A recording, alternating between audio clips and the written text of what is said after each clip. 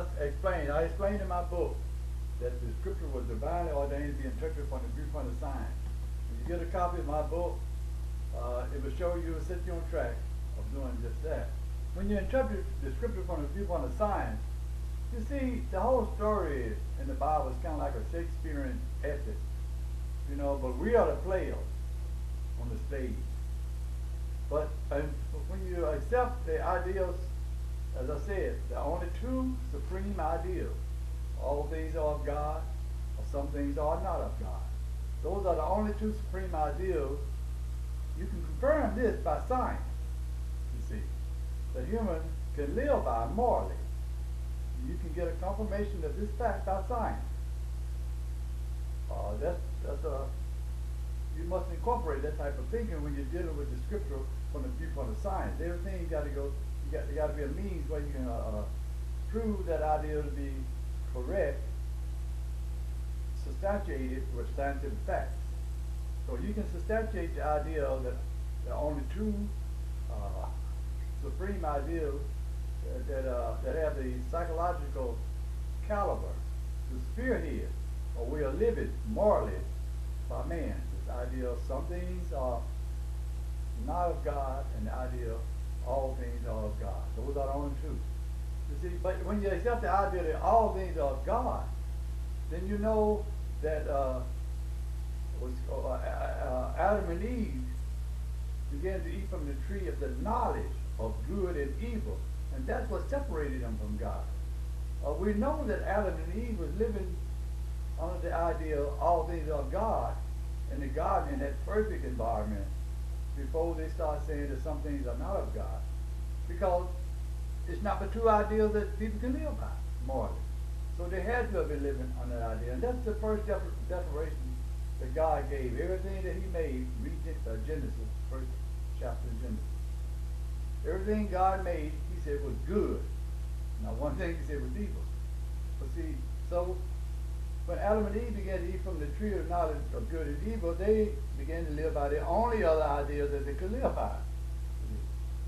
Now this is what I'm trying to say. When you interpret the scripture from the viewpoint of science, you can see that you can confirm these things by science.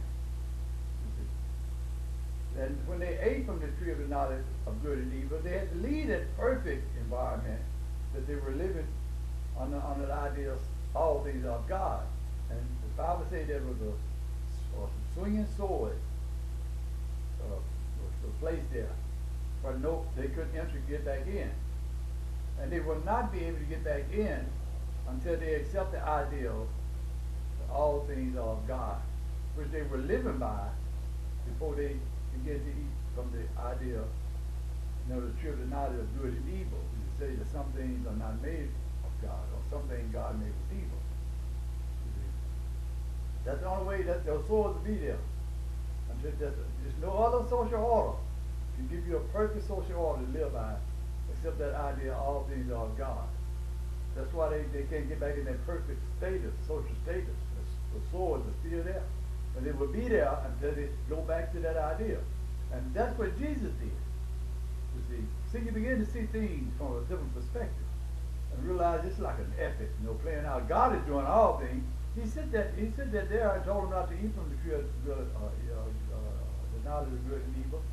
But he knew they would eat from it. God, he knows all things. But see, it's like an epic playing out in his world. This is something he got working. He caused them to do that because when they ate from the tree of the knowledge of good and evil, that put them in they separated from them from him. But he was there, he was still there. Because see, he was the ideal, some things are not made of God. That was him. It's kind of like a catalyst, in a cell. He set that there for people to begin doing something. That ideal, some things are not of God, has been excellent for carrying out this materialistic paradigm, which human beings have been operating on it ever since Adam and Eve. On up to today, we're still operating on a materialistic paradigm. People perceive the world from a material perspective. So I mean, look at it, you very rarely run into somebody look at a spiritual being, talk about their spiritual being. Jesus did it. Paul and them did a little bit about, the first man is from the earth and the second man is from the heaven, we don't look at the spirit man. We mostly focus on the physical man. And it's been doing a good job. Look at all the stuff we have in the world today, all the material products and services. Because see, the idea of some things are not of God, it gives rise to the opportunity, all things are not of God, for man to say, I am my own existence, you know, all things not of God, therefore I can be my own person, you know, I'm autonomous, the autonomous self. And the autonomous self has to be glorified. That's why the struggle against man, but that's not brought about all these products. One man get ahead, another man got to make a better product so that he'll get ahead. Then that man going to make an even better product so he'll get ahead. Throughout history, that's how that struggle has been going. But it's been bringing in material products and services, and it's bringing the earth into its maturity, materialistically. Well, see, God said that age of there, that fourth there. Now he's coming back. He wants people to come back to him and set up another perfect environment. That's why he sent Jesus to tell us there's another supreme ideal that we need to focus on.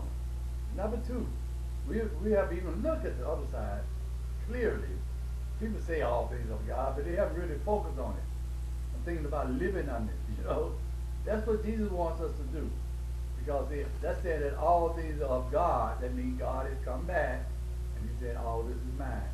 Then he will show us another way of living. This is going to bring about the kingdom of heaven, where he said he will give us even grander things. But we have to give him an opportunity by accepting that idea.